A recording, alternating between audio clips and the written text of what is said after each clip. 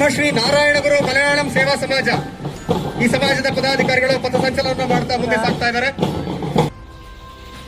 ನಮಸ್ತೆ ಪ್ರಿಯ ವೀಕ್ಷಕರೇ, ನೀವು ನೋಡುತ್ತಾ ಇದ್ದೀರಿ ಅಲ್ತಾಫ್ ಬಿಳುಗುಳ ಸಾರಥ್ಯದ ಅಟ್ ನ್ಯೂಸ್ ಕನ್ನಡ. ನಾನು ಪ್ರವೀಣ್ ಕುಟ್ಟಿ, ಕೃಷ್ಣಾಪುರ.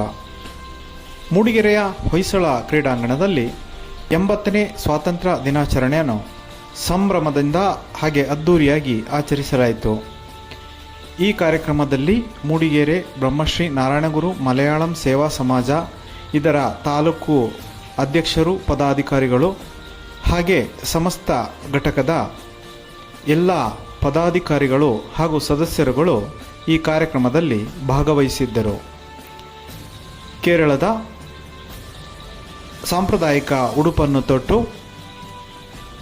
ಕ್ರೀಡಾಂಗಣದಲ್ಲಿ ನಡೆದ ಪಥಸಂಚಲನದಲ್ಲಿ ಎಲ್ಲ ಮಲಯಾಳಂ ಬಾಂಧವರು ಎಲ್ಲರ ಜೊತೆಗೂಡಿ ಹೆಜ್ಜೆ ಹಾಕಿ ರಾಷ್ಟ್ರಗೀತೆಗೆ ನಮನ ಸಲ್ಲಿಸಿದರು.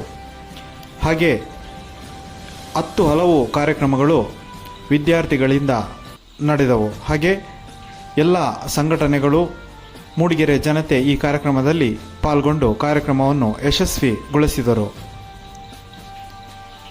ನಮ್ಮ ಗಟ್ಟಿತನದ ದಿಟ್ಟ ಸುದ್ದಿಗಾಗಿ ಹಾಗೂ ಮೂಡಿಗೆರೆಯ ಸುತ್ತಮುತ್ತಲಿನ ರೋಚಕ ಸುದ್ದಿಗಳಿಗಾಗಿ ನಮ್ಮ ಅಟ್ ನ್ಯೂಸ್ ಕನ್ನಡ ಚಾನಲನ್ನು ದಯವಿಟ್ಟು ಸಬ್ಸ್ಕ್ರೈಬ್ ಮಾಡಿ, ಫಾಲೋ ಮಾಡಿ, ಶೇರ್ ಮಾಡಿ, ಲೈಕ್ ಮಾಡಿ, ಹಾಗೆ ಕಮೆಂಟ್ ಮುಖಾಂತರ ನಿಮ್ಮ ಅಭಿಪ್ರಾಯಗಳನ್ನು ತಿಳಿಸಿ.